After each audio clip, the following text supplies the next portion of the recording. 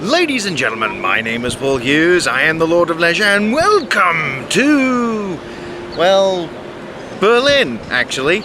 I'm back again, and of course, another Aftermath video. Yes, that is exactly what you should expect me to do. Go to another country, and then just park up in the cinema again, and just watch a film, and then come out of it and just say some bullshit about it. Because that makes perfect sense to do on holiday.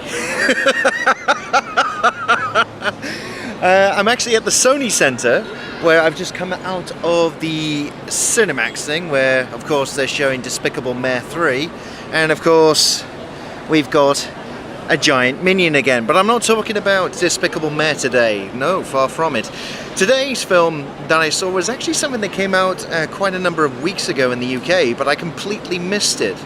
It was called Their Finest and stars Gemma, Arterton, Bill Nighly and a few other happy-go-lucky scamps in World War II. Now the idea is, behind the story, is that Gemma Arterton's character is married to an artist who's a bit knackered because of, French injury or something like that.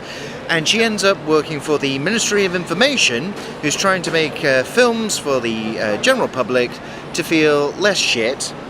Because it's World War II.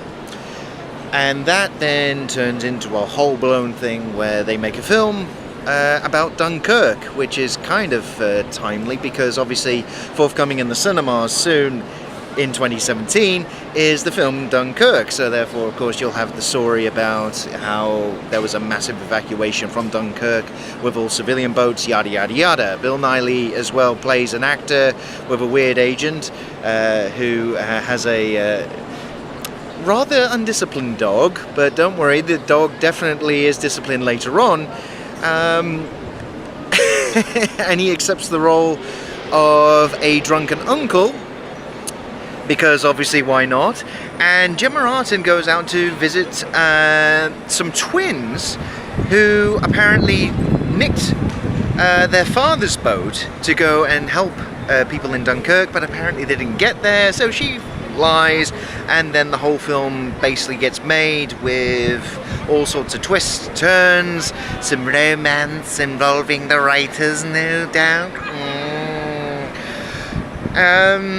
So obviously during World War II you've got various things of the bombings and all the rest of it. I was going to say the Blitz, but it's not really. Just various nasty things happen. Some, a bit of nudity. You do get to see a bit of tit, so there's something for the lads as well. But what would I say about Their Finest? It was not a bad drama, I will say that. It had some decent acting, it was done quite well, honestly. Could I say it's the finest thing I've seen this year? Yeah. There was a couple of times where my head was drooping, just going, okay, what's happening, what's going on, that type of thing. But overall, well acted, decent enough story, and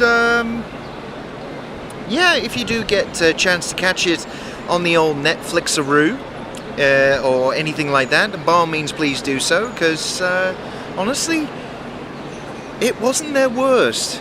It was definitely above average, and to be perfectly honest, Gemma Arterton actually carried herself quite well. It had obviously a full-on attempt to show that ladies can do just as much as men and so forth, while obviously still relying true to the times they were in, because obviously social attitudes were different and so forth.